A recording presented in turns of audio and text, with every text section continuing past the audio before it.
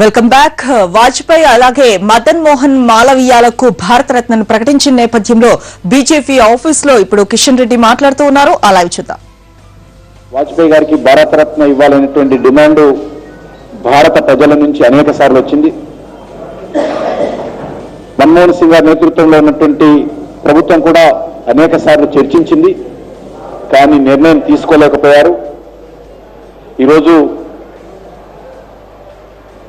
చాలా సంతోషకరమైనటువంటి దినోత్సవం.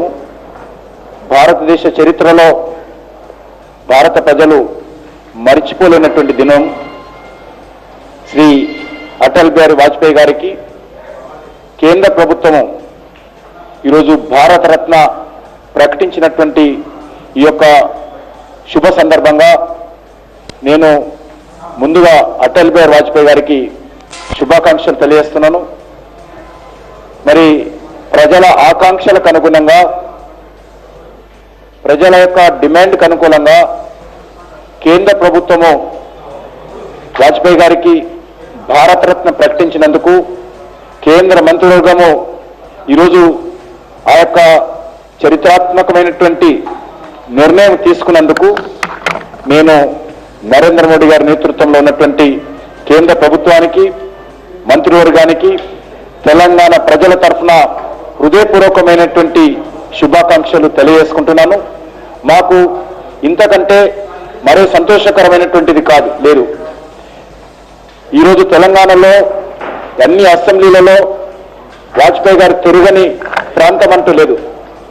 అన్ని అసెంబ్లీ కేంద్రాలలో, మున్సిపల్ కేంద్రాలలో వాజ్పేయి గారు వందలాది మీటింగ్లు మన తెలంగాణ ప్రాంతంలో ఆయన పర్యటించి ప్రసంగించారు. తెలంగాణలో కూడా గొప్ప ఫాలోయింగ్ అటల్ బిహారీ వాజ్పేయి గారికి ఉంది. వాజ్పేయి గారు జనసంఘలో ఉన్నప్పుడు కూడా ఎక్కడ తెలంగాణలోని ఏ ప్రాంతానికి తిరిగినా మరి సొంతంగా ప్రజలు తమంతల తాము ప్రయాణం ఏర్పాట్లు చేసుకుని వాజ్పేయి గారి మీటింగ్ వినాలనేటువంటి ఆలోచనతో తెలంగాణ ప్రాంతంలో కూడా మరి దూరాన్ని లెక్క చేయకుండా ప్రజలు, ముఖ్యంగా గ్రామీణంలో ఉన్నటువంటి రైతులు, యువకులు ఆయన ఉపన్యాసాలు వినడం కోసం వచ్చేటువంటి అనేకమైనటువంటి సంఘటనలు ఉన్నాయి. ఏదైనా ఒక నాయకుడు మీటింగ్ పెట్టాలంటే వాహనాలు పెట్టి జనాన్ని తరలించాల్సినటువంటి పరిస్థితి ఉండేది. కానీ ఇదే తెలంగాణలో అటల్ బిహారీ వాజ్పేయి గారి మీటింగ్ అంటే వేలాది మంది